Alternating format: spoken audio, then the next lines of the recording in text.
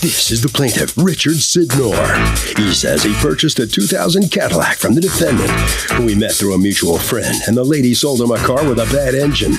That's right, the dealer told him he needed a brand new engine, and when he called the defendant to complain, the woman said, "What do you want me to do? I already spent the money on a new driveway." Huh? He's suing for $3,838.73, the amount he's got.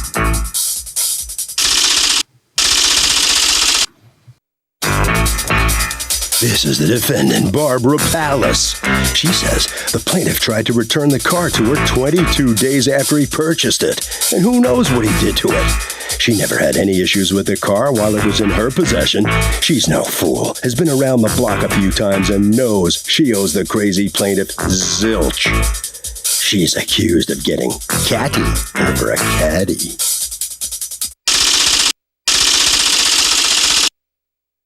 All parties, please raise your right hands. Welcome back to the People's Court. Next case on the docket. The plaintiff says he bought a bum Cadillac from the defendant. The defendant said he didn't complain for 3 weeks, so anything could have happened. It's the case of Cadillac. Douglas, Richard Sidnor. Yes. You are suing Barbara Pallas for $3,838.73. The amount that you paid her for a Cadillac you bought from her, plus some repairs that you ended up having to do, plus your registration, because you want out and you want her to pay for all of that and return the car. Tell me what happened. Well, I had met Barbara Pallas through a mutual friend. And the mutual friend, I want to say that I'm an independent contractor. I do work for him. And I told him What kind of work? I do construction work and things of that nature. But I told him that there was a car down the street that I wanted to purchase. And he said, Barbara's selling a car like that as well. So he contacted Barbara and made arrangements for me to go by there and see the car. And I spoke to Barbara. And, of course, I looked at the car and I asked her, was anything wrong with the car? And, of course, she said no. Did you test drive it? No, I didn't test drive. You bought a car without test driving it? Yes. And it's a what year car? It's a 2000 Cadillac DeVille. Okay. And so you bought a 13-year-old car without test driving it? Yes, I did. Did you take it? I take it if you couldn't be bothered to test drive it, you didn't take it to a mechanic. No. Well, I mean, what I do is, as you see from these pictures here, what I do is I, look a car over and I'm You have magic eyes. Pretty well versed in mechanics. How'd that work out for you? Well, I'm pretty well, I can do it with my eyeballs. I go like this, and my X-ray vision tells me, are you a mechanic? No. Okay, so maybe you should have a mechanic look at a used car that you're going to pour. How much did you pay for it? $3,400. $3,400 into. Maybe that $100 in a mechanic would be a good idea. Yes. All right. Who's the fellow with you? His name is Joshua Worster. And he was there when I purchased the car.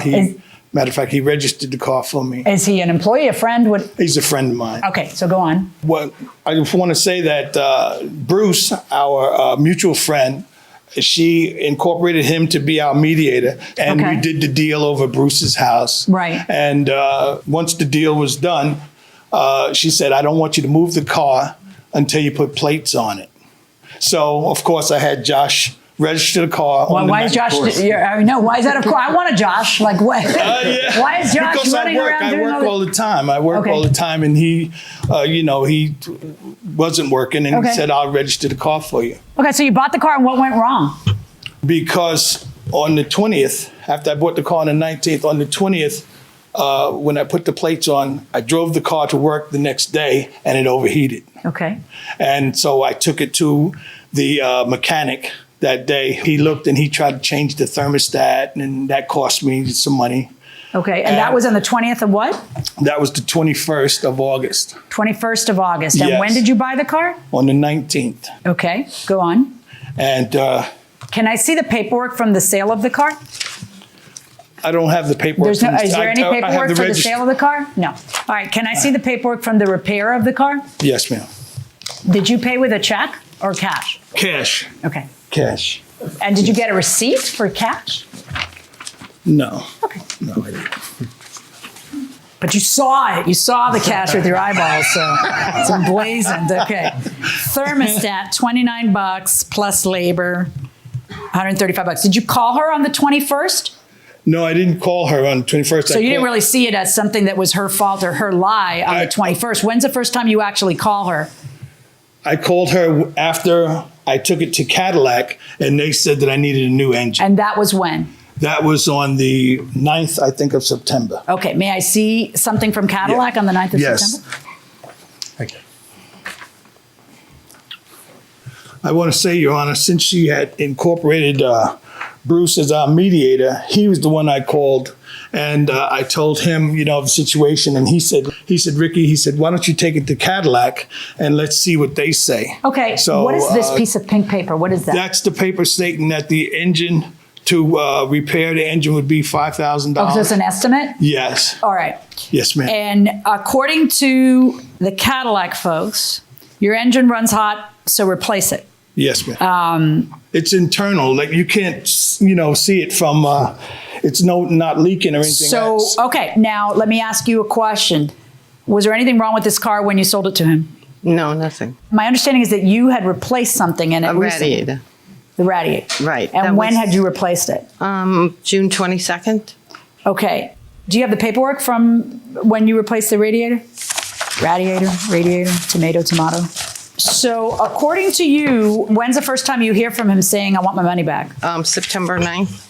September 9th. Right. Okay. And you had sold him the car when? I believe it was the 19th he picked the car up. Right. And you don't hear from him at all until in those 20-something days? Yes. No. And when he calls you, what does he say? He said, I said, hi, Rich, how you doing? I figured he's going to say the car is great, all that. He says, the car misses you. Yes. So he says, no, that's can't be a good thing that he's calling. No. So he said, that's why I'm calling, because there is something wrong with the car. So he brought it to Caddy or whatever he told me, and that he wanted his money back. I said, you want your money back? It's 22 days. I said, I can't do that. I can't give you money back. He said, well, then I'll see you in court. Okay. And what are the papers that you're going to show me? This is some maintenance that I've always had done on the car, and I think the radiator's in there too. Okay. So let me ask you, Mr. Seidnor, what would give you the right to return the car? Okay, the plaintiff buys this car, 13 years old, and never has it checked. Does anybody think that's not stupid? Anybody here think that's not stupid? That's what I thought, going inside the courtroom. What she's saying is true, but because Bruce was the mediator, what I later found out was that Bruce is her brother-in-law. Okay. And he said, Ricky, he informed me that he had. No, but here's the thing. When you buy a used car, the default position, the law says it's an as-is sale. Do you understand what the term as-is means? Yes, I do. It means that you can take it or leave it. This is what you're getting. So make sure you know what you're getting. Buyer beware. If you buy a car as is, you have to make all reasonable efforts to find out what's wrong with the car, because it's going to be on you later.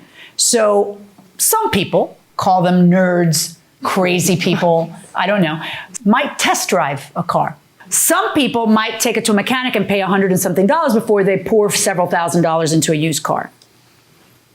But you did not do either of those things, and now you're complaining. The only way a person in your position would be able to complain is if you are able to prove that there's something she said or did that took it out of the as-is law. And that means that she made some kind of specific warranty to you that she violated, or that she's fraudulent because she knew it. I've had people be able to prove that before. It's very rare. I actually had a guy who bought a car from somebody and then took it to a mechanic who was the same mechanic who had told that somebody that this car was going to go kaput in 20 days. So yeah, that's different. Do you have any evidence to suggest that she defrauded you as opposed to that you're lazy? Just the fact that she changed the radiator in itself proves that the car had an overheating issue. Well, doesn't that prove that she addressed it? Because she took it and she fixed it? But it didn't fix the problem. Okay, but doesn't that prove that in her mind, it did? Because someone charged her and she paid them. You gotta be able to prove that there's something shady about her and her purchase. You think that if the car doesn't work, you get to return it. This ain't Macy's. You can't do that. Well, my verdict in this case is for the defendant.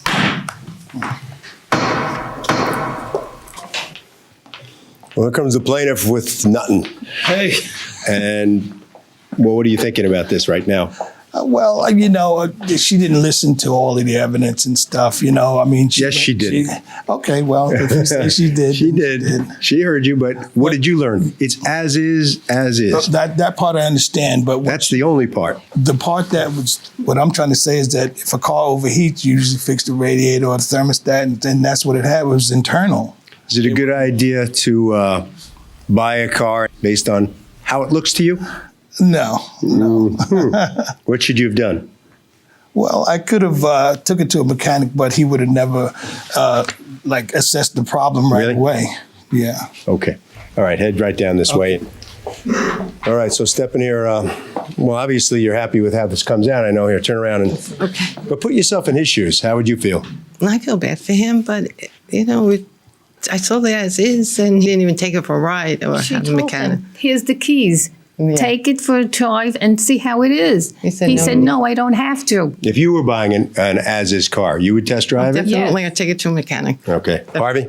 Okay, you can almost never undo an as-is deal with one exception. If you can prove fraud, which means a material misrepresentation of the fact.